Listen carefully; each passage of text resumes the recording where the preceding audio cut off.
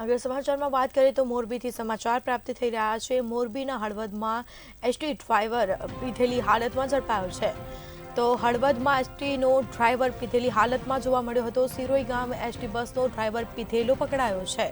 ST ડ્રાઈવરે દારૂ પીને બસ ચલાવી હતી। છોટાઉદેપુર મોરબી રૂટની બસનો ડ્રાઈવર ઝડપાયો છે।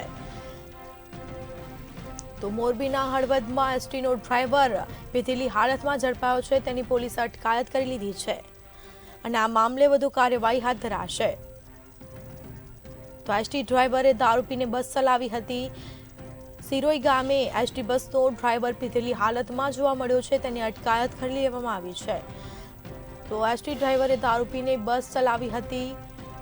છોટાઉદેપુર મોરબી રૂટની બસનો ડ્રાઈવર ઝડપાયો છે। પીધેલી હાલતમાં ડ્રાઈવરની અટકાયત પણ કરી લેવામાં આવી છે। તો આ મામલે વધુ કાર્યવાહી હાથ ધરાશે।